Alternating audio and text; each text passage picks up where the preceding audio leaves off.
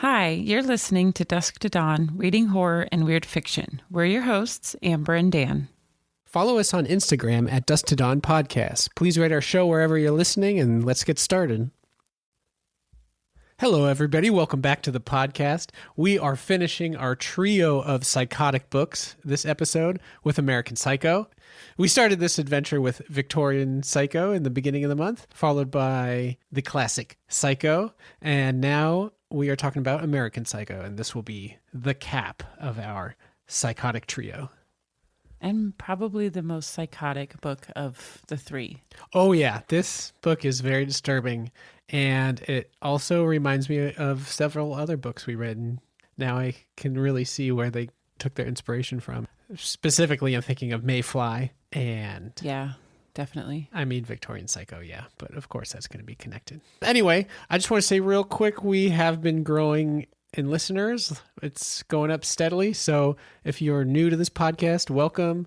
It's just Amber and I talking about horror books, and welcome.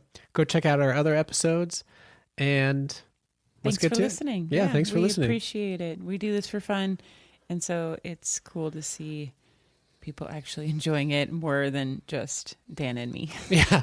And of course, we appreciate any of you repeat listeners out there, all you guys out there. Thanks for tuning in and supporting us.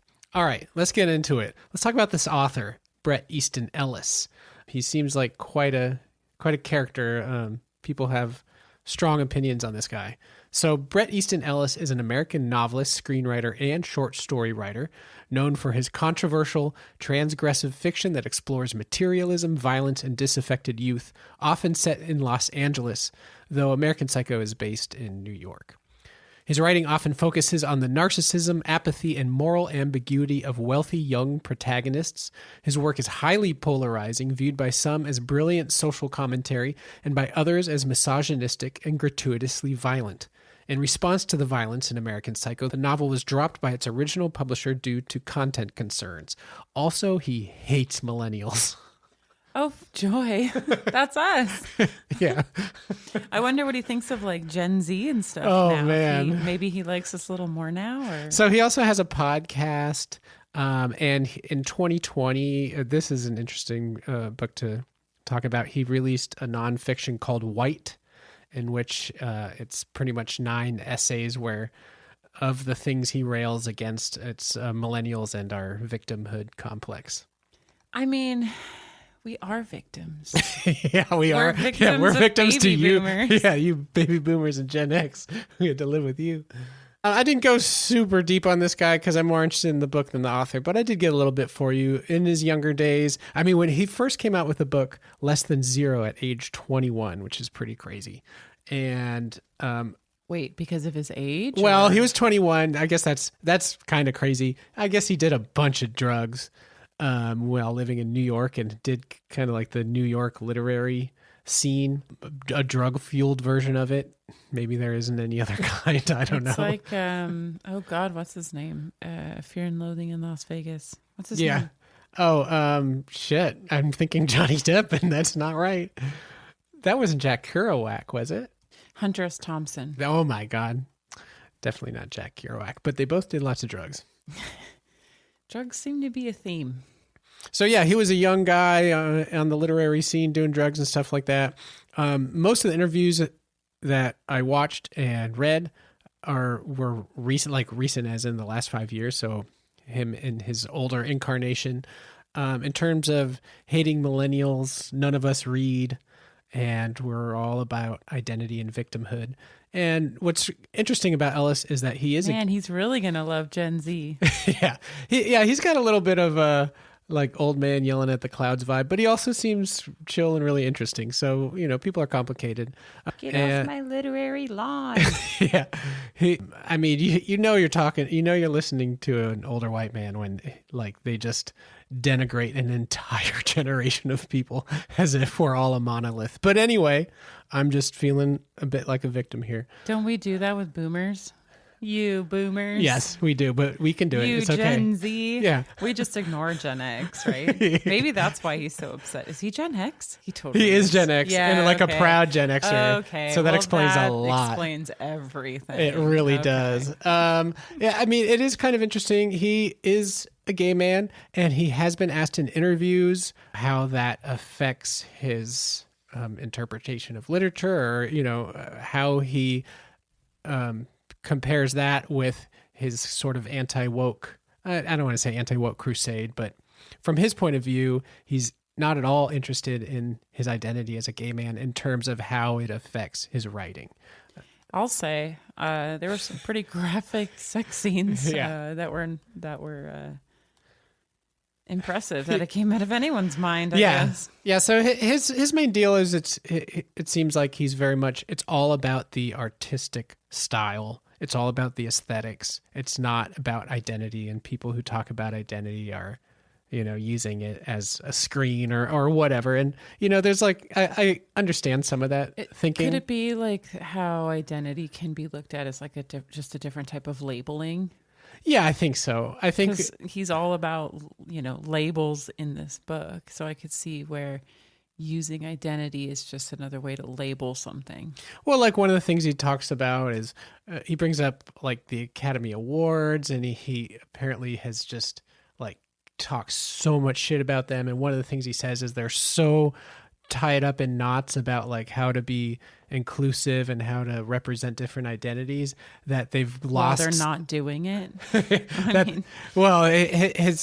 This is just an example, but his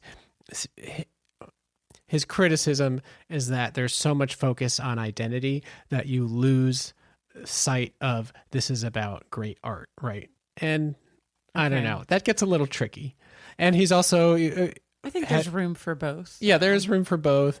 And, he's had some statements on cancel culture and how terrible that is. But here's the thing. Like, I understand, like, when you talk about cancel culture, the whole idea of, like, a mob of people can shut you down, right? Like, that is pretty terrifying. But whenever people say these kind of things, they'll, like, for example, Louis C.K., right? The comedian. Yeah. I mean, we really enjoyed his comedy for a long time, but then it came out that he was like pulling his dick out around women without them knowing or consenting.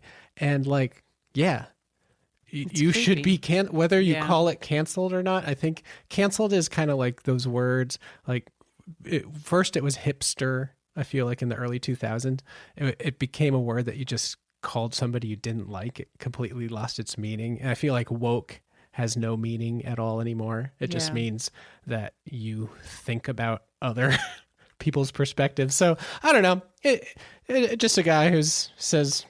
I feel like people who complain about cancel culture are usually the people who are getting canceled. Yeah. Yeah. Or agree with the opinions or what people are doing, or don't care about that specific thing that is causing them to be canceled. Yeah. At least that's my experience. Yeah. And I mean, the thing about these conversations too, is there's nuance to it. And whenever we talk about these things, there's like never nuance in the conversation. So there's room for different perspectives here. Of course. And it's not like we're sitting here talking to him about it and can't get his opinion. We're just putting our assumptions on. But yeah, he has this reputation as a literary bad boy and all that. And it almost seems like he kind of smirks at that. And in terms of, I've only read American Psycho, but it is so gratuitously violent. And I could see a lot of people read a book and think that because something's in a book, the author maybe doesn't necessarily condone it, but enjoys it in some way, right? And it feels like he felt like he was on the receiving end of that. As we mentioned, his publisher dropped the book before it was released. We watched an interview about that last night, and he talked about how like 11 publishers globally dropped him, and dropped the book. And he received death threats from people when some of the violent sections of the book were leaked. Yeah. And he was, in a sense, canceled, right? He couldn't write any short stories. No one would publish anything from him because of a book that is pretty intense, but is not necessarily reflective of him as a person, but was taken that way. So in that regard, it makes sense where he would just like the concept of cancel culture, because he was canceled for this book in a way that it's not like he personally did anything. I think one of the things that's really interesting that he has brought up too is, so when this book was canceled and he was canceled, or whatever you want to call it, this was in the book came out in 1990.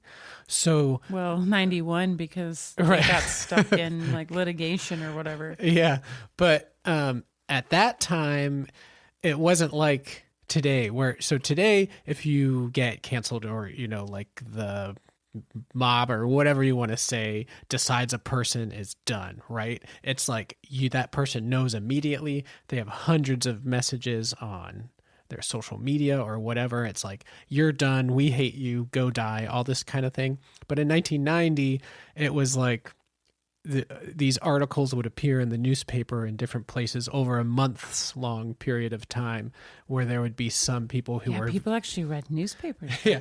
Well, and the information just moves so slowly. And because it was in a newspaper, he talks about how it felt very abstract, where now for a while he was very involved on Twitter, and it sounds like he was kind of like an angry, shouting at the computer Twitter guy for a while. Get off my lawn, kids. Very much. He had to quit because he would enrage him too much. So who's the victim now, dude? Yeah. Anyway, I mean, he seems like a nice guy. So under the right circumstances. Under the right circumstances. I will say one more thing, because I do want to move on to the actual book. But one of the books that came after American Psycho, maybe even the one after, is called Lunar Park. And it's a metafictional satirical horror novel featuring a fictionalized version of Bret Easton Ellis as the narrator. And part of the reason that I bring it up is there's a series of murders that are tied to previous fiction that he wrote, and there's a personification of Patrick Bateman in there. Oh, cool. So, yeah. I could see where he would write that after what happened when, he's become, like, people assume that he himself agreed with what was going on in the book, or, it was a reflection on him. So then to write a book where he is, in a sense, reflecting, even as the narrator, even though it's fictionalized, is clever. I like that. Let's go on to the book. Patrick Bateman is the ideal man. He's rich, he's attractive, and he can afford to eat at luxury restaurants for every single meal. He has impeccable taste in menswear and a refined ear for music. Unfortunately, he is also a psychopath, and his friends suck. Is this horrifically violent novel a critique on materialism and modern American life, or is it just a bloodbath fashion show? Hint, it's both. I read that. I didn't read that. I wrote that. You read that. Did you like it? Yeah, I did. That was a good one. That was pretty good. Okay, so every now and then we get into reciting what's the plot of the book, and I think sometimes that makes sense. We assume most of you have probably read the book, or if you're listening, it's like you're not that worried about getting spoilers. Basically, we're going to discuss the book with the assumption that the basic plot of the story. Yeah. So we're not going to regurgitate everything that happened, because if you've read the book, you know this already. And maybe it's been a while, and here and there it might help with details to iron out, to make things clear. But generally, we're not your audiobook. We don't want to be your audiobook. And sometimes we feel like we get a little too audiobookish, I guess. I feel, at least, that I'll make a point, but without knowing that you guys understand the surrounding elements to the story, that it won't come across, right? Like if I'm talking about a specific scene and you don't know why the scene is happening, it makes it hard to. So it's a balance. So we try. We're still figuring it out. We're always figuring it out. We'll never not, I think. That's true. Every book will be a different format. Depending on our moods that day. All right. So speaking of that, Patrick Bateman is working on Wall Street. He is obscenely wealthy. I'm not sure how wealthy, but money does not seem to be much of a concern for this guy or any of his friends. And they're all, probably in their mid to late 20s. They all have their platinum AMX cards. Yeah. He's 27. Mid-20s. Mm-hmm. And I think he's 26 when the book starts. Okay. Because It's not terribly clear always how much time passes. When we first were reading it, I thought it was a continuous thing, but then eventually I figured out that there are big jumps in time, and sometimes it's made explicitly clear, and that's how I was able to piece that together. Because at first I was like, didn't he just do this thing and now all of a sudden it's, winter or whatever? So the timeline is not straight. It's in a straight line, but it definitely has big gaps in it. Yeah, you mentioned that I should keep an eye out for it, and I think you're right that if not every single chapter, most new chapters are a new location, new scene. It seems like it was very rare when a chapter would end and then almost episodic in a sense. Yeah, which was good. It kept things moving, even though so many chapters were elaborate dinners. The amount of text in this book that describes menswear is obscene. And food. Yeah, menswear and food. And music. Yeah. And I wonder if Ellis was really into fashion and food. I mean, he lived in New York, and he did say in an afterword in my copy of the book that when he wrote this, he had a lot of issues with self-loathing and felt a lot of these connections with Patrick Bateman, hopefully not the desire to horrifically murder people. But I wonder how much research he had to do for naming all of the different menswear. Do you want to give an example? You have a quote. Sure. Well, even on his author picture, he's got like a suit and tie on. So I think he was, and I feel like I heard him say or read him say something about being within that realm in a sense, not as deep, but maybe one of the fringe people that Bateman wouldn't correctly name, All right, let's find this quote. So this is actually an incredibly short description of his outfit, but this is probably after he's described everyone else or is about to describe everyone else around him. But this is Bateman. I'm wearing a mini houndstooth check wool suit with pleated trousers by Hugo Boss, a silk tie also by Hugo Boss, a cotton broadcloth shirt by Joseph Abboud, and shoes from Brooks Brothers. And that's probably the shortest description, but it also gets the point across. Yeah, in almost every scene when he's describing who he's with, he describes, or even just like people he sees in the background. Yeah. It's here's what they're wearing and here's who made it, almost without fail. What they're drinking or eating or, yeah. And this was really interesting. This reminded me of reading Lord of the Rings in terms of just how much percentage of that book was spent describing like the geography and the terrain. The details. Yeah. So, I mean, in terms of the details, this is, of everything we've read, perhaps the most detailed book. Perhaps the most detail obsessive book is a way to put it that we've read on this show. Would you agree? Yes. Yeah, it was a lot. And it was sort of a slow burn. Like at first it felt like all he was doing was describing the things around him. And then when it took off, it just went like straight up. But there was a lot of detail. I definitely felt my eyes glazing over at times. And I think part of that too is I don't even know who these designers are. I'm like, oh yeah, our Gucci and Armani, I think he says a lot. And I'm like, oh yeah, okay. I recognize those names, but Polo, Neiman Marcus. No, I don't know. That's a store. Anyway, I'm like, eh. It's interesting because this is an example. I've brought up this. I've mentioned before on this podcast how some of the horror books we've read, I've felt like the words on the page are not horrific. Like it's a tale about something scary, but it's written in a conventional way. And this is definitely not one of those books. This is a book where and he said this in an interview, he wanted to represent psychosis on the page. And the amount of detail in this could only be, I mean, maybe not only be thought of by a psychotic person, it could also be an autistic person or something like that. It doesn't necessarily mean you're a psycho, but the way it's handled in this book, it just makes him such an unsettling character, just the amount of detail this guy holds in his head. And just random injected thoughts in the middle of whatever, he'll be talking about who he's with and then just throw in a sentence about like, and I really want to cut off that hard body's head, and then continues on with his hard bodies are sexy ladies. Yeah. There's lots of hard bodies in New York.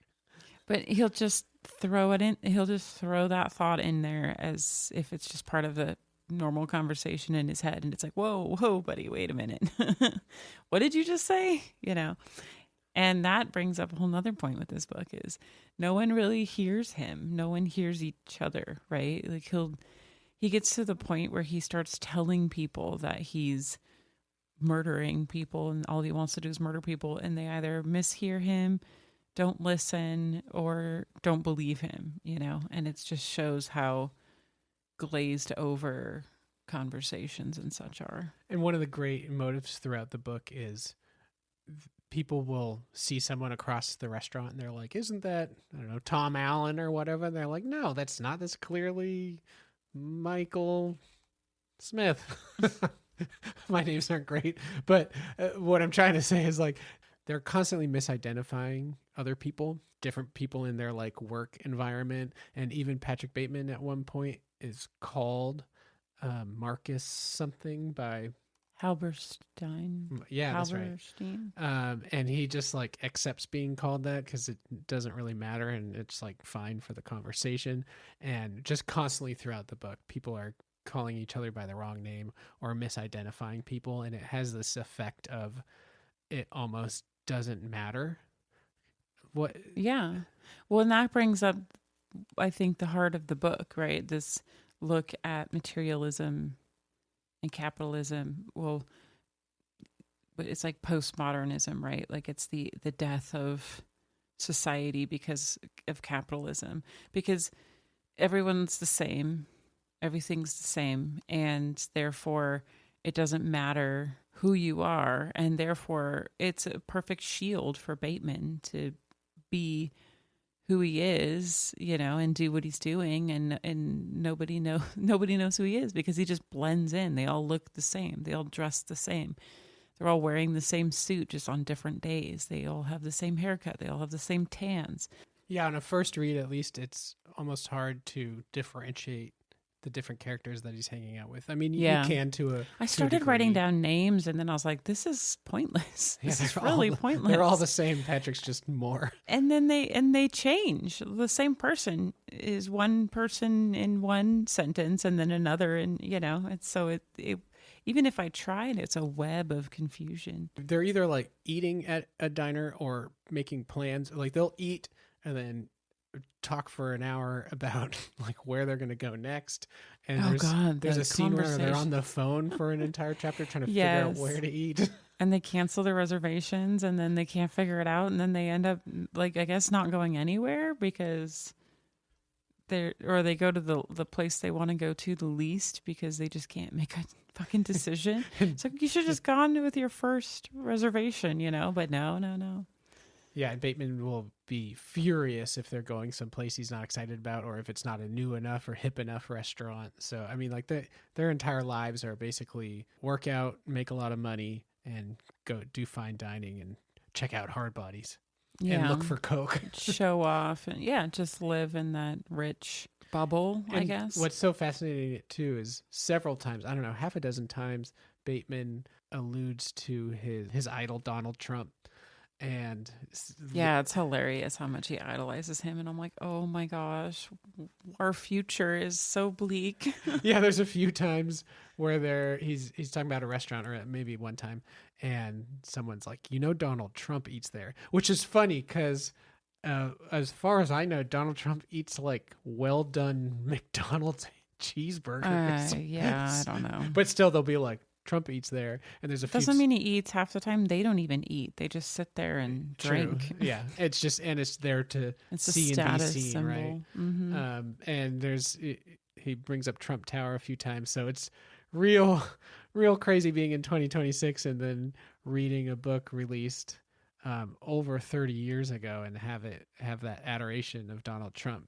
Yeah, the beginning of the end. It's funny too. In one scene, it might be the one that you were sort of touching on, when Bateman's talking to one of his friends, and the guy's like, "Oh, well, you didn't like this part of the meal," and he's like, "'Cause it was not good."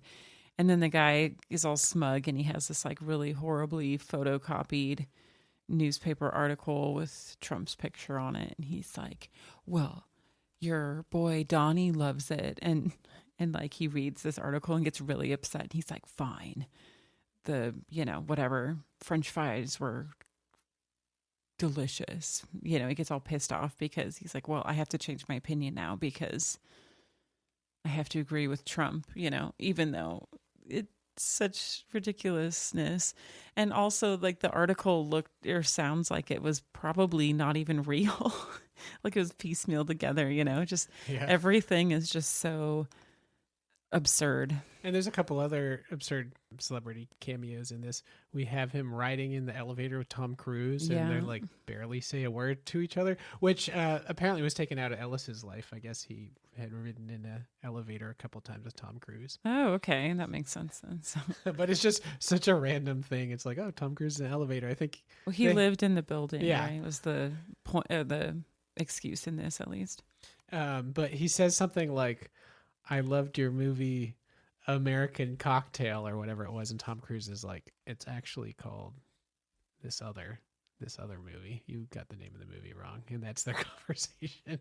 And he's like, "Oh, well, it was great," but it also shows the separation of their realms, right? Like Bateman's a yuppie Wall Street New York guy, and Tom Cruise is an actor. They're not in the same realm of what's important and how to posture. And, it's Bateman wants to be seen and Cruise does not. Yeah. Then there's the other celebrity cameo is they're at a U2 concert. It was just a really funny scene. And I think they're all on drugs or there's definitely. It's just a nutty scene. And there's this one part where nobody's even really that excited about the band because they're all too drugged up. And then, but Bateman is because supposedly Donald Trump likes listening to U2. Yeah. So in that case, but like everything falls away and it's just him and Bono looking at each other and having a moment. And it's interesting because you have celebrity cameos, and I feel like they're just so, except for the Donald Trump stuff, that it's just kind of like subtle and random. But also, again, do you actually think that he was making eye contact? Like, come on. Probably not. With all these people in this big stadium, they're in like a little box area, It's like, it's the wish. I guess if it's your favorite band, you want them to see you. You want to be recognized or noticed, right? But the likelihood of that happening is so slim. So again, it feeds into this need to be recognized, but also like blending in. I don't know. And the unreliable narrator aspect of it too was, is he just making this shit up because he wanted to be seen?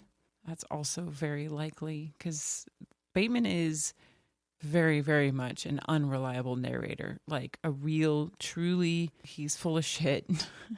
He makes stuff up. I started trying to make a Spotify playlist to go with this, and I gave up because, first of all, he just names way too many songs. And also, I would look for some, and they didn't exist, or at least they're not on Spotify. And I started to be like, wait a minute.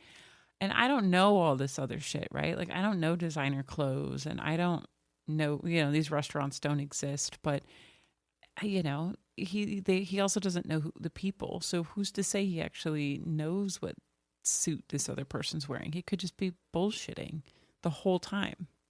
And you started to wonder if even the murders were bullshit, right? Yeah, so I kind of had an epiphany when we were watching the movie yesterday, where I think part of at least the discussion, I don't even know if this was an intent from the writing, but I think part of the discussion, and when you read this, is like, did these murders actually happen? I mean, the violence is gratuitous. It is to an absurd degree. So are they happening? Are they really in his head?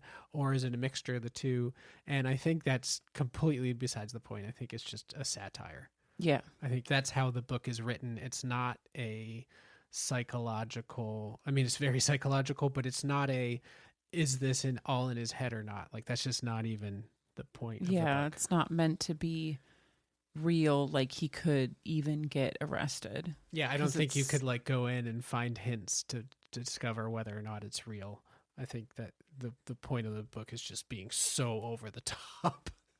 Bloodbath Fashion Show. Which it is. Oh my God. Bloodbath Fashion Show would be a cool punk name. The what? Bloodbath Fashion Show. Oh, yeah. I like that. Oh, he talks shit about punk too. Yeah. Not surprised. Not right. surprised With that couple who liked metal too. Yeah. I think also in the like 10-page chapter where he's breaking down the entire career of Huey Lewis in the news. He's like, there's that terrible punk rock period, which thankfully died. And speaking of music, there's a lot of references to Les Mis. Constantly. And I'm thinking it's probably because I would assume that was the big Broadway show at the time. Well, and also there's the theme of Les Mis was about like tearing down a capitalist system, right, sort of. Yes. I mean, I'm sure I'm simplifying it that way, right? But it is the exact opposite of what Bateman represents. And it's in the way that it's presented in this form, right? It's in a musical on Broadway that's incredibly expensive, and they're advertising it like crazy, which is capitalistic. So, yeah, and even in its own sense, it's ironic. It's like those Che Guevara, right? He's very, very communist. He helped Castro free Cuba, right? Like that's, you know the image of Che Guevara, right? It's all over the place, and it's put on like clothing and things that you can buy, and it's just ironic when people wear like a Che Guevara shirt or something, because it's completely the opposite of what he symbolizes, what he was going for, and then we still are able to commodify it, and that's similar with Les Mis. Yeah, so many setting details in this book are something about Les Mis, like either where he sees an advertisement or steps on a flyer. The playbill, yeah. Or they're playing the record. Mm-hmm. He also has a bunch of encounters with homeless people, like just constantly on the way into a restaurant or leaving one. It's like, there's some bum. And they're all just complete dicks. They'll like dangle a $5 bill in front of the guy, then pull it away at the last second. And there's one scene where Bateman kills a guy, and and this is in the movie too, and he's just like, why don't you get a job? What's wrong with you? Yeah. Is it because you smell like piss and shit? Take a bath, it's just like so, what's the word? Just so insensitive, unempathetic, and honest, I guess. Yeah, just the feeling that, I mean, that these guys are all money and all status. And so to look at somebody who's on the exact opposite end of that spectrum, to them is just a complete failure of a human. Yeah, with absolutely no understanding or care to understand why that might be. Yeah. And how they're perpetuating that type of divide with their lifestyle. And you don't need to fucking have 6 Armani suits. Who even gives a shit at all about have one suit, period? Yeah, and our culture's still completely steeped in that. If not even it's getting more worse. So. Yeah, it's getting worse again. Yeah, just the idea that like money equals human value, right? Well, I just saw an article the other day that, the stock market might crash any day now. We might go into a recession with this stuff going on in Iran. And, but at the same time, so in Vegas, tourism is way down and businesses are worried about it.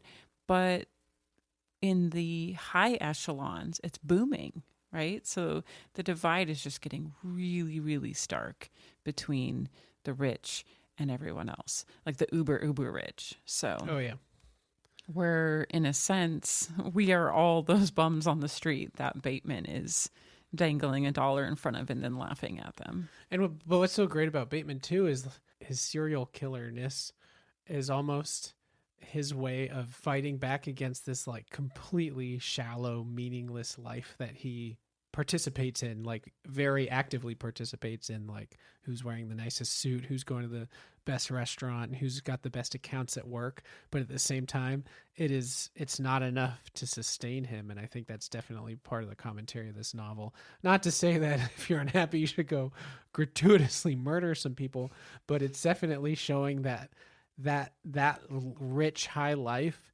is empty and not enough. It reminds me of an Annie Lennox song. I don't know the title of it though. Anyway, it's about how money can't buy stuff. I forgot what it's called, but yeah, I just thought that was clever because I would think that his musical he could. stuff. I'm surprised Annie Lennox wasn't mentioned. I shouldn't say I'm surprised, but I could see him listening to Annie Lennox. Seems like that'd be his vibe. Yeah, he talks about Whitney Houston, the entire chapter of Huey Lewis in the News. And Phil Collins with Genesis. Phil Oh Collins. yeah, there's a long Genesis. section of Phil Collins. Yeah, so having wealth in this at least at this level doesn't do much, right? If I feel like if anything, it makes it worse because it's so performative and it becomes monotonous how everyone is exactly the same. But it's like this very slight one-up competition. Can you wear Argyle socks or whatever? Yeah, people are constantly asking Bateman his opinion on, does a cummerbund work with a sports jacket or whatever? And he's like a thesaurus or a dictionary of all the proper ways to wear clothing. But it becomes this very minute battle of who can get into one restaurant versus another, right? And are you recognized by the other people? Do you have the best business card? Like these little things become so important, and then when you aren't the one with the best, it becomes so stressful in a way that I at least laugh at. Like, who gives a shit? Like, I have a business card. It's great. I don't compare it with anyone else's because it isn't it's mine, right? And who cares? It's not about the quality, it's about getting across the information, right? And so they lose a sense of purpose. And I think then that also ends up reflecting in their relationships, right? Yeah, there's a great scene. One of my favorite scenes that really depicts what Amber's talking about is when Bateman produces his business card. He's like, I got a new business card. And it's like eggshell white with, this kind of printing and font. And it's super stylish. And then everyone else at the table, one by one, is like, you think that's nice? Look at this. And they all start showing their business cards. And Bateman just gets like increasingly more irate. It's like all inner turmoil, but he just feels so embarrassed that he showed off his business card thinking it was going to be the best at the table, and then he feels like he's being one-upped, and it's such a small thing, but it's so important to him in that moment. And he gets so stressed, like he's sweating and he's like really freaking out, and other people around him are like, what's up, man? Like, why are you so upset? Here's a little tiny bit of it. Price pulls out his card. Price pulls it out, and though he's acting nonchalant, I don't see how he can ignore its subtle off-white coloring, its tasteful thickness. I'm unexpectedly depressed that I started this, because he showed them his card, and it's just hilarious. Like, who cares? Like, that depresses you? Like, that's a problem. That's a problem. But he can always work it off by going home and doing 1,000 sit-ups. And like, this guy makes me feel like I never move my body. I think his workout averages 2 hours at the gym. Average 2 hour workout, which is, like people can do that. But the amount he fits in there, it's like, I don't know, 10 sets of 10 for all of his weightlifting, 1,000 crunches, 400 push-ups, or just absurd numbers, which I'm wondering how closely represented Christian Bale's actual workout routine for the movie. Oh my god, he was so buff in that. But he gets really into that with his roles, because he did, what was it, the Machinist? Is that what that movie was called? He lost a ton of weight. Was like scary thin, and it was like, dude, you don't hurt yourself. And then I think, wasn't he Dick Cheney in a movie and he gained a bunch of weight? Was probably. I think so. Yeah. Or that was Russell Crowe. Or I'm thinking of that Nuremberg movie. But yeah, oh my God. This whole time reading the book, I just imagined Christian Bale as Bateman because I just love him in that role. That's one of my favorite roles that he's ever. He's really perfectly cast. Amber actually just finished reading, or even had a little bit of the book left, but we had just read the book and then watched the movie last night, and usually that's a hard thing to do because you're just like, oh man, the book is so much better. But this is one of those cases where they're both just really good and totally complement each other. And one more thing I want to say about that real quick. In an interview with the author, Ellis was talking about how he met Christian Bale when he knew that the movie was going to be made, and that they met at a bar, and Christian Bale came up to him in character and stayed that way for, I don't know, he said it was 5 or 10 minutes or something, and then Alice had to ask him to stop because it was freaking him out too much. So creepy. I mean, in so many levels too, right? Seeing a character that you've made personified, and then also having them personified when they're Patrick Bateman. And then also as Christian Bale, because he's a method actor. And he's just so good in that role. Ugh, creepy. And speaking of Christian Bale, there's a mention of Batman in this, and I got really excited. I was squealing, and then I was like, oh, is it a typo? But it wasn't. And it's perfect because, especially in the movie too, I really got Joker vibes from him. So there's just a lot of conversation with that movie and the book before Batman was ever a consideration. But it just makes it so fun to think about. Yeah, and it's funny too. So even before they mention Batman, there's one part where it's about not quite halfway through the book, and Bateman's starting to really lose his mind, but he's not actively murdering everyone he comes in contact with. But he says, I've opened my umbrella and I'm running down Broadway, then up Broadway, then down again, screaming like a banshee, my coat open, flying out behind me like some kind of cape. And I'm like, I'm Batman. I actually wrote that in my highlight, oh, it's Batman. And then not that much later, and someone is talking about Bateman and says, Daisy and Patrick, you devil, Francesca screeches.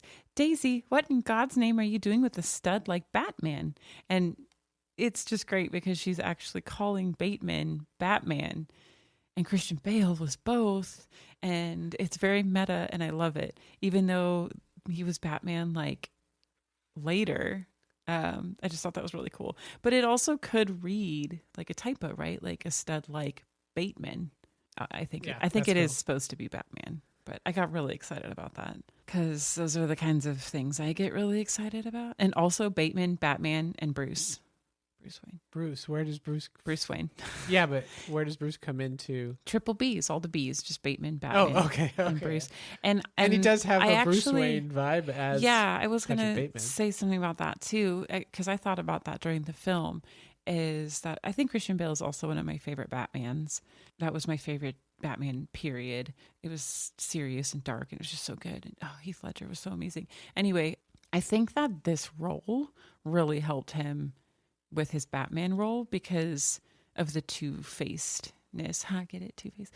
But having to have that split personality, right? Batman and Bruce Wayne are two very different people. Bruce Wayne pretty much is Patrick Bateman, right? Except Bateman is... It's like Bruce Wayne plus Joker. Yeah, right? But he's the rich guy in New York who throws around money, and, he is what Bateman's trying to be. And then Batman is stopping Bateman, the other side of him. I don't know. It's cool. I went down this little rabbit hole, and I love it. This is what I'm here for, guys. Finding weird rabbit holes. And let's talk a little bit about his relationships. So throughout the book, he is engaged with Evelyn. Yeah. He is engaged. It doesn't stop him from sleeping with many other women. Who are, there's Courtney, who he sleeps with a lot, who's engaged to Louis. And So, you know, and he even says at one point, like, I'm pretty sure Evelyn and such are having an affair. So not only are they dressing the same, eating the same, they're all sleeping with each other's partners. They are basically like a conglomerate of oneness. Yeah, it's almost like they don't have an identity, and that's They don't. so like Bateman's murdering streak is what makes him an individual. Yes, which is unfortunate. But sorry, I interrupted you yet again. I mean, the main thing with relationships is just it points out how little he cares. I mean, he cares very much, but not about other people's emotions. They argue about who's who, but then they don't actually give a shit. And there are a couple of moments that are great in the book where you almost get a feeling of sensitivity from him, usually when Evelyn or one of the girls he's with is pushing him to be like, don't you want a relationship? Don't you want to be happy? And he'll like give you a half step of thinking that he might be like, oh, you know, maybe we can have something more meaningful, but then immediately steps back from it. So I think that the women in the novel really just are there to show how little emotion he has toward other people. Yeah. And it really plays out in a sense to his advantage because he can pretend that he's Halberstrom, I think was his name. He uses anonymity of people not knowing who he is to his advantage to get people to think that such and such was with this other person when he kills them. So then it gets them off of his trail in a sense. So it covers his tracks that no one knows who he is. But at the same time, like the whole big thing is Paul Owen is missing and a detective comes and talks to him. He's like, oh, you know, I got away with it because he thought he was with Halberstrom. And so the trail leads to Halberstrom. But then the detective says, no, I had lunch with Owen. So maybe Bateman didn't actually kill Owen. He killed someone else who was just going by Owen's name because Bateman got his name wrong, and just like how someone else gets his name wrong. It's so cool. And this is an interesting point to bring up too. In the interview we watched last night, Ellis talked about how the publisher who ended up dropping him paid him for the book. Like they wanted him to do the book based on him saying, I want to do a serial killer on Wall Street. And so their impression was like, you know, there'd be a detective and a serial killer and a woman in distress that needs to be saved. It's that standard serial killer cop on the killer's trail story. And what's so fascinating about this book and in the movie is that there is that detective, but they're there for like a scene. In the movie, they spread it out over a couple of scenes. Yeah. And then the detective goes away. Like that's not the story that's being told. Yes, there is the detective because there are people missing and potentially murdered, but the story being told isn't a who's going to catch the crook. And it's funny too, because I really thought that the detective was going to come back closer to the end, because in the film, he comes back multiple times. And he never does. It's just like, oh, okay, well, I guess that's not something to worry about now, you know? So that was an interesting difference between the two. And I guess it showed, too, my expectation based on seeing the film first. But speaking of, let's talk a little bit about the violence, because the film shows a little bit of the violence, but compared to not the book, even. the film is a episode of Sesame Street. Oh my God. We're talking about Hannibal Lecter cannibalism, like scooping brains out. Hold on. Necrophilia. Here's a little quote for you that describes the day after. This is later in the book. All I seem to, he's just totally nuts at this point. My appearances in the office the last month or so have been sporadic to say the least. All I seem to want to do now is work out, lifting weights mostly, and secure reservations at new restaurants I've already been to, then cancel them. My apartment reeks of rotten fruit, though actually the smell is caused by what I scooped out of Christie's head and poured into a Marco glass bowl that sits on a counter near the entranceway. The head itself lies covered with brain pulp, hollow and eyeless, in the corner of the living room beneath the piano, and I plan to use it as a jack-o'-lantern on Halloween. That's a very small taste of like the extremely detailed gore in this book.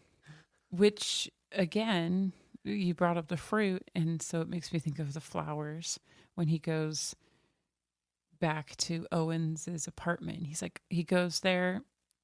So he kills Owens at his apartment, at Bateman's apartment, and disposes of the body, which is always in such a ridiculous way. Like, it's just so, like, oh, I'll just throw it in a trash bag and put it in the hallway and they'll deal with it. And that seemed the like maids are cleaning blood off the windows. Like, what? That made me appreciate Victorian Psycho a little bit more, because I had criticized that a little bit, where it's like, I killed someone and then I took him up to the cellar, or, you know, put him up in the attic or whatever, and I was like, that's kind of ludicrous. And no one noticed or cared. Yeah, well, but that's kind of the charm. Plays into this for sure. So he kills Owens, gets rid of the body, and then goes to Owens' house and kills some prostitutes there. And it's a huge mess. And then he leaves, and he leaves the bodies there. And then, like, months later, he decides to go back. I can't remember exactly why. He goes back, and there's a attendant at the door that wasn't there before. There's an elevator person there. And he's like, is this the right building? This is so weird. He goes up to the apartment, and there's a real estate agent showing it off to this couple. And she's like, oh, are you my next appointment? He's like, no. And she's like, oh, did you see the ad in the Times? And he's like, no. I mean, yes. And she's like, oh, there was no ad. Yeah, that was weird. What did okay, she know? So, and there are flowers everywhere. In the book, it describes how there are huge bouquets of flowers. And what do flowers do? They smell. Oh, yeah, right. They cover, smells. Okay. Everything's painted. Everything is put nice, right? So my thought, which then I ended up reading this somewhere else online, and I was validated. But my thought was that it was a cover-up. So the owner of the building or whatever went eventually to try to find what this smell was, went in, saw what it was, and was like, oh shit, this is going to destroy my property value. Let's just cover it up. And so the flowers were there to cover the smell. They acted like nothing had happened. And I think that the real estate agent might have been on to Bateman and knew that he was the murderer, because she's like, leave and never come back. And like the thing with the Times was probably like, there must have been an article or something about how Owens was missing, and therefore, or just caught him in the lie or whatever. Yeah, that was a cool scene. It was really weird. But yeah, so I think that even when he is caught, then they're just like, whatever, it doesn't matter. Just go away. Go do that somewhere else, because you're ruining my property value.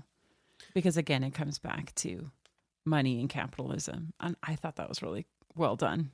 And then as like the book really starts to ramp up toward the last third or whatever, when like the murders really start going crazy, it gets nuts. Like he ends up in a shootout with the police, and it turns third person. Did you notice that? Halfway through the scene, it switches to third person. Oh, really? Because he's thinking of it like a movie scene? Yes. Interesting. Yeah, it got really weird. All of a sudden, my editor brain clicked on. I'm like, are you fucking kidding me? And then I kept reading, and pretty much the rest of the chapter was third person. Went back to first person. I was like, oh my God, that was on purpose. I know I said the point wasn't did he or didn't he, but this was definitely like, there's no way. Because he goes through this whole like police chase, and then it ends up like the next scene he's at a restaurant having dinner again or something like that. So these like this absurd action sequence goes on, and he's like shooting cops, and I think runs into one and even takes a cruiser at some point. It's just absolutely nuts. But doesn't get captured, and like can just go to dinner the next night. Yeah, because it's all a crazy reality. And speaking of, there's his favorite show, the Patty Winters show, which is hilarious. And I think that it's meant to show him losing his mind, like hallucinating and stuff, right? Because at first it's like sort of normal things, and then it starts to get weirder and creepier, the topic. So every morning he mentions, and today on the Patty Winters show, this or that. They talked about missing children or something, and then they talked about whatever.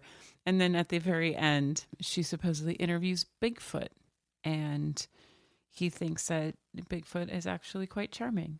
So you're like, oh, there's no way, it's like his grip on reality at that point is completely gone. And I kept focusing on that show because it's like every single chapter he says, and today on this show, and it just shows part of his psychosis. It worked really well too as a pressure valve, because he would be describing some like insanely violent thing he had done to some woman, and then he'd be like, and this morning on the Patty Winter show, or whatever it's called, they talked about this. So it was like disassociate. And totally. I kept trying to read into it, seeing if it like was reflecting what was going on, like the show's topic, if it was reflecting what was going on in his life at the time or in that moment, to see if it like correlated and made it like the show wasn't real and he was just playing it in his head or whatever. Yeah, there's a couple of times where a character too asks, like they talk about it, but that doesn't, I mean, this is also from his perspective, so who knows. Gotta return some videotapes. Yeah, returning videotapes is great. He says that line a dozen or more times when like during an incredibly emotional scene or something, like with Evelyn, and she's trying to like ask him why he won't take their relationship more seriously, and where are you going tonight? I gotta return some videotapes. It's like how he gets out of awkward situations every time. Yeah, it's always the same. I wish I could use that, except we don't do videotapes. We don't have those anymore. It was a good pastime. I did enjoy going to the video store. Yeah, it was fun. Not anymore. Now it's all streaming. We go to the library, but that's a totally different vibe. Yeah. Okay. So we're going to do a little like about me quiz thing. Not a quiz, but I guess they were called quizzes. Okay. What's your favorite musical group? Ooh. I'm overthinking it. Okay. Just the first thing that comes. It doesn't have to be your favorite. What's your favorite music? Operation Ivy. Okay. Your favorite drink? IPA. Your favorite TV show? I, Claudius. Good one. Your favorite soda? Root beer. Your favorite water? Just tap water, which would infuriate Bateman. Your favorite sport? Basketball. Okay. So my favorite musical group would be Opeth. My favorite drink is a dirty martini with gin. My favorite TV show is Star Trek: The Next Generation. My favorite soda, I don't drink soda anymore, but back in the day it was Squirt. My favorite water, I would say San Pellegrino, because I like mineral water. I like the bubbly water. So I'm a little more pretentious than you, I guess. And my favorite sport is football. What is it? Soccer. That's what it's called. That's what it's called in America. So Bateman, his favorite group, Talking Heads, Drink, J&B or Absolute on the Rocks, TV show, Late Night with David Letterman, which is funny because I thought it would have been the Patty Winter show. Soda, Diet Pepsi, water, Avion, sport, baseball. Does that read Bateman to you? Yeah. I mean, I remember that scene, so. Yeah. I really enjoy that. And I thought it was really fun that it was Talking Heads because they were really popular. So it fits in the, you got to follow the trends. But they are also very good. Like tap water is beneath these people. Yeah. And I love the scene where they're discussing water. And I think it was Courtney was like, she tried a new one and she was like really nervous about trying a new water. They like discussed the difference between, what was it, like fresh water versus, I don't know, distilled water or something. And it was ridiculous. So I could go on and on with all these little tidbits and stuff. I found a lot within this book, but you can find them for yourselves. I do want to talk one last thing before we start to sum this up is the ending where he's again sitting in a restaurant with the same group of people as if nothing had happened ever. And the last line of the book. This is not an exit. Which is a sign above a door, which is really cool. I really thought that was a clever way to end the book. Yeah, I really liked it a lot. Hold on. Do I hear? That was a great ending, I thought. I mean, I don't like. Because it's not the end, like the book is over, but Bateman is stuck in this cycle. Yeah, I feel like it wouldn't have been nearly as effective of an ending if he were caught and brought in, right? Oh God, no. Like That would have been no. Which in a way, and I noticed this more in the movie too, toward the beginning, where he was talking about how like I try very hard to blend in, but I have no emotions. And this book, you could call it cosmic horror, or at least adjacent, in the fact that one of the things I've come to realize about cosmic horror is not just so much that it's about, you know, old ancient entities, but it's part of how the story is told, right? There's not the conventional the bad guy gets it and the good guy ends up accomplishing his goals, right? So many of these things end with either ambiguity or the protagonist just completely losing their mind. And I feel like this kind of plays into some of those cosmic horror tropes in terms of him just being an unfeeling, extremely violent killer, I don't know. Yeah, an unfeeling killer, and with an ending where there's no justice brought to him. It's just like open and it's possibly still ongoing. It has that element that I really like about cosmic horror. Yeah, and in a way, it almost felt like it could just start over again. Like you could just read the, do a Finnegan's Wake thing where it continues on. It just has dinners forever. Yeah, and it's just like this endless cycle of, and in a sense it is, right? It's implied even. He's clearly gotten away with insane amount of murders and nothing changes. And he's still stuck in this restaurant with weird designs and crazy food. But I just really thought that was a cool ending. So with that ending, what did you think of the book? Yeah.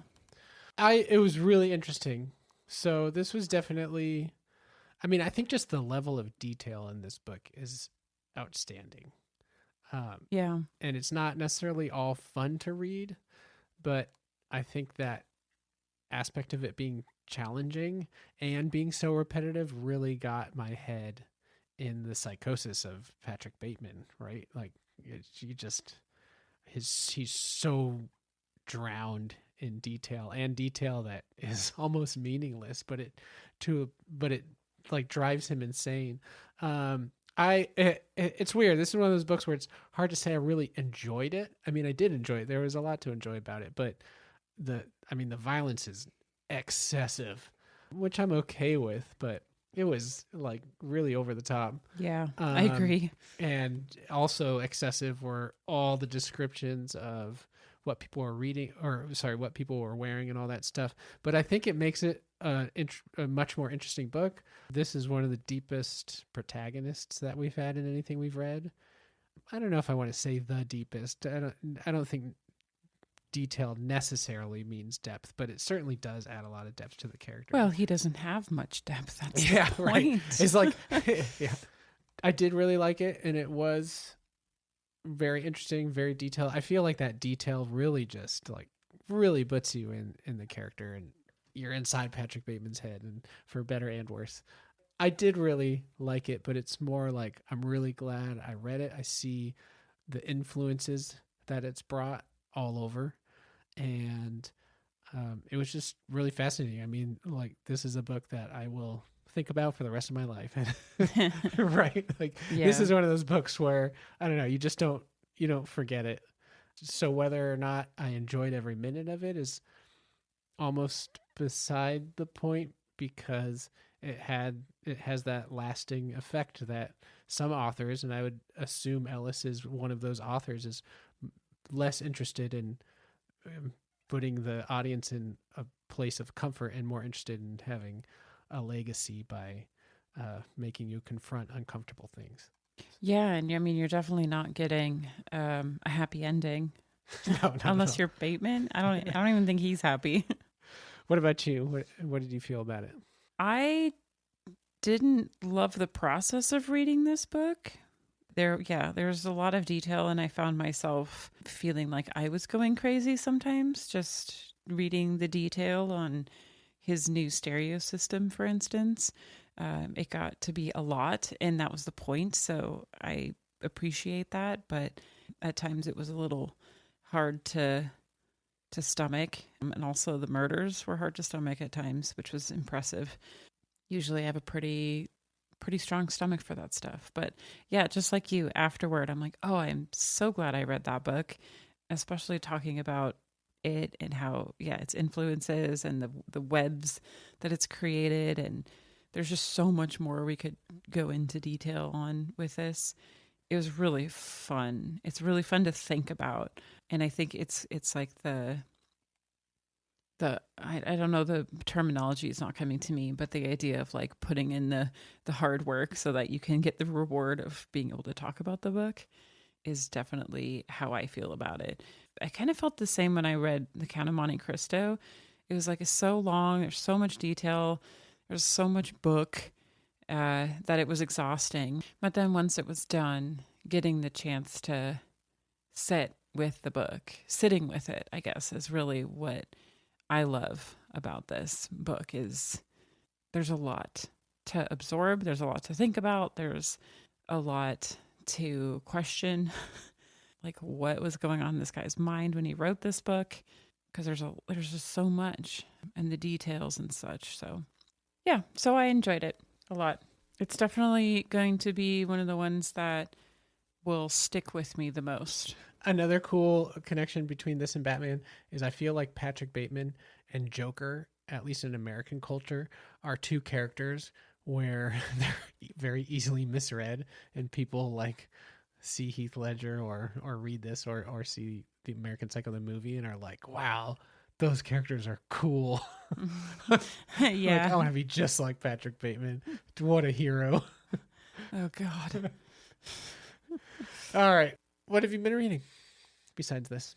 I have 2 books for y'all this month. One, again, is my book club book for the HWA Oregon chapter. We're reading Night of the Living Trekkies by Kevin David Anderson and Sam Stahl.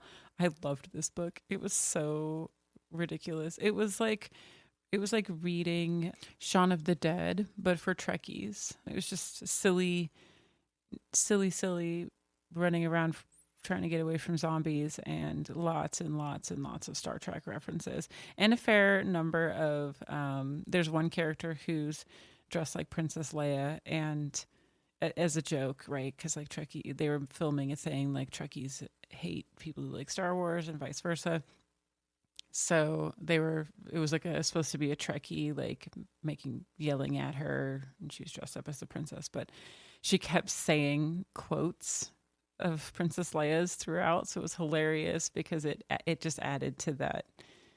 I don't know. It just added to the book. It was a great book. If you like Star Trek, especially if you're really into Star Trek. I didn't even know this book existed. Someone else in our HWA suggested it, and I'm like, how have I not read this book? It was amazingly funny for me. It'd be a cool t-shirt. Yeah, you probably would think it was fine. Maybe. I don't know. You might not like it at all. How many Easter eggs were packed in there? The whole book. It's just one. It's all an Easter egg. It's not even an Easter egg, but it's just all Star Trek references, and they eat gach and speak Klingon, and there's a scene where they're down in the parking garage and they're all dressed as they were a band that were going to come in, and so they're all dressed like the Borg.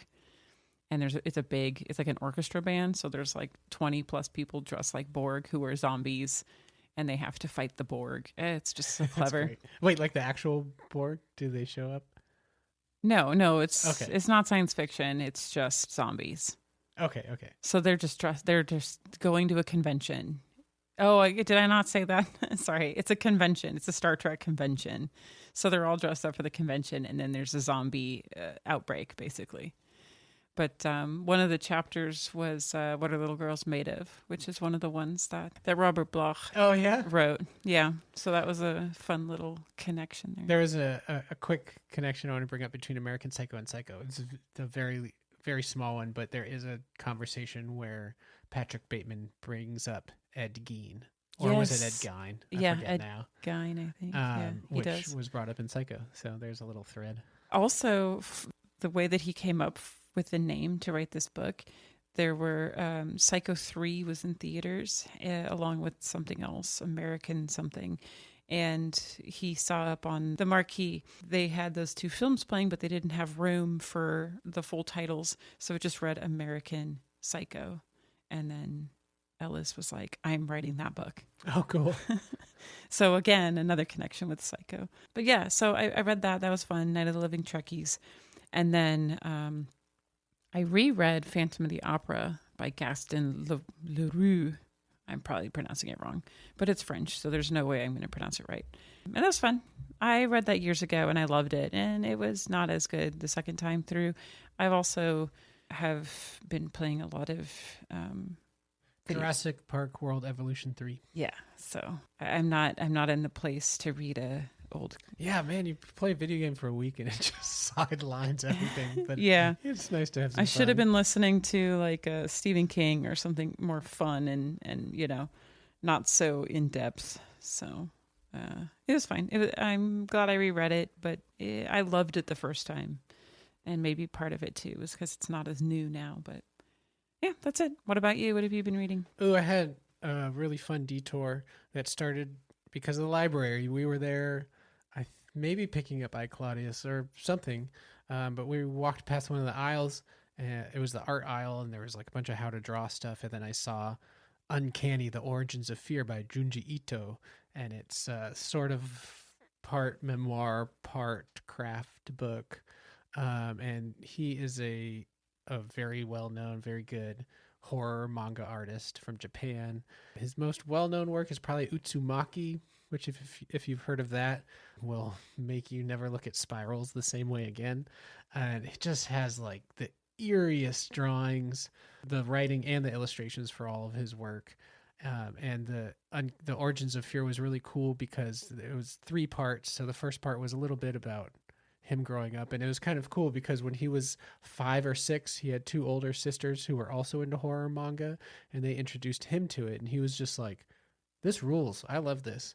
And by the time he was in like junior high or whatever they call it in Japan, he had drawn like 70 mangas, so he just liked horror right away and just started drawing it and doing scripts for it, and has done that for, I don't know, 30 or 40 years now.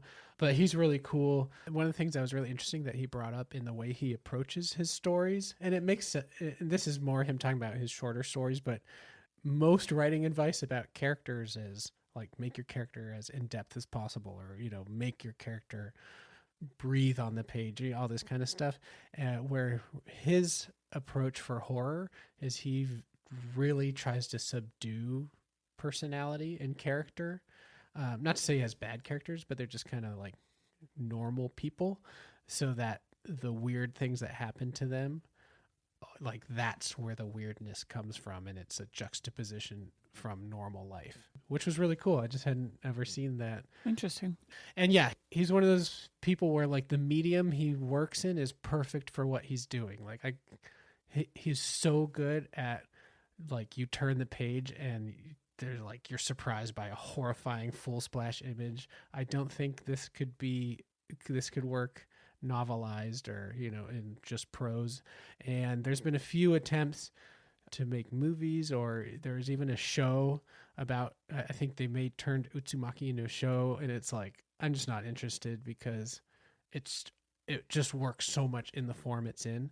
Also, the show has kind of a sad story. So the first episode was apparently really good in terms of like the amount of effort they put into the animation.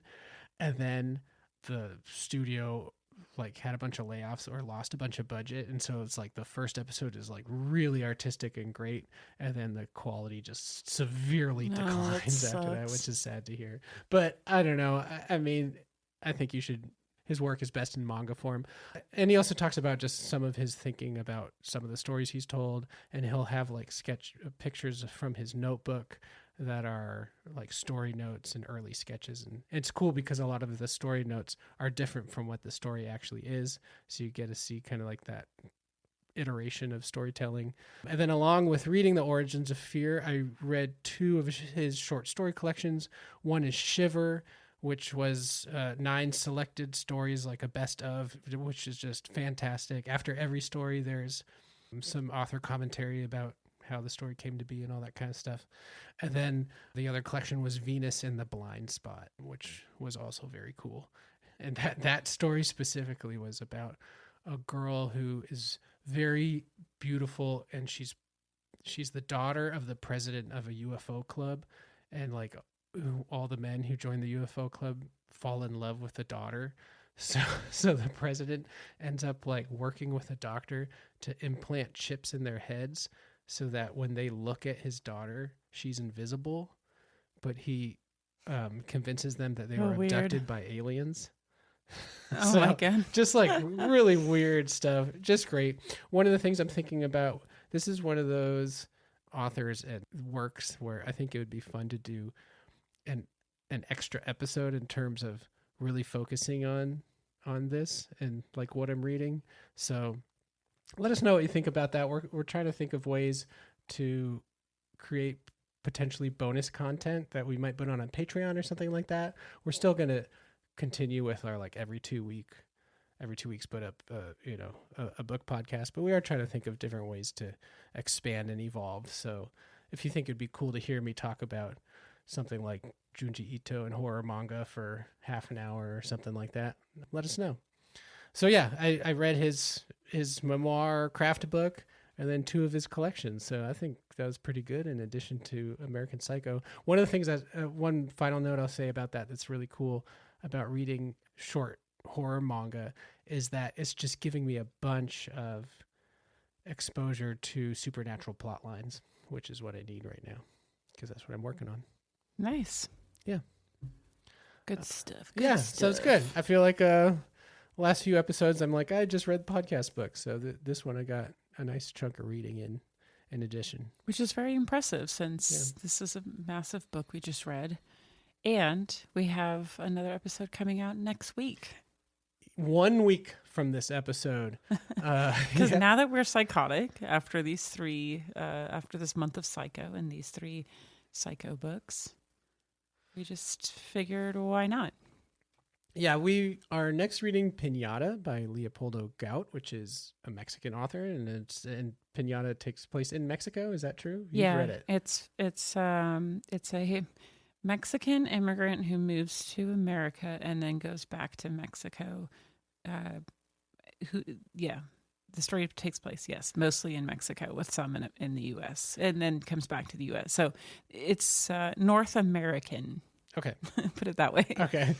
So that one will come out in 1 week on May 5th, Cinco de Mayo. Obviously, we just had to slot that in. That works so well. And then from there, we're going to go back to every 2 weeks. So 2 weeks from May 5th, on May 19th, we will talk about The Starving Saints by Caitlin Starling, who is a local author from Portland. And following that, we will be reading Little Heaven by Nick Cutter, which I'm very excited about. I have not read any Nick Cutter yet, but I've only heard good things. Same. And Little Heaven sounds really cool. It's also a pretty chunky book, but here we are. And then after those 3, we only have 2 more books for this season. Oh, really? We have 5 more books this season. Oh, my God. And then we're done. And then it's summer. That's crazy. Yeah. But yeah, you can find our email, I think, in the show notes. You can always reach out and just say hi. Tell us what you like. Tell us what you don't like. And tell us if you think it would be interesting if we went a little deeper into occasionally about what we're reading outside of the podcast book. Because there are times where I want to dig in a little bit more, but I also don't want the podcast to go too much over an hour. We're about an hour and 15 usually, and I don't want to go too much longer than that. Yeah. Meanwhile, I'll just ramble on until the end of time. So I have no problem. Yeah. You also have to edit it. That's fair. Well, thank you for listening. That concludes our month of Psycho. Reap. It was very fun. Make sure you go back and listen to Victorian Psycho and Psycho if you didn't already. And, check out our other episodes too. And we will see you next week for Piñata. Hasta la vista, baby. Well, if you've made it this far, then we didn't scare you off. Thanks for listening to Dust to Dawn, reading horror and weird fiction. Please rate our podcast, and if you like, follow us on Instagram at Dusk to Dawn Podcast, which is also our Gmail address. Tell us what you liked or didn't like about the show, and let us know if you have any book suggestions. See you next time. Bye. Bye.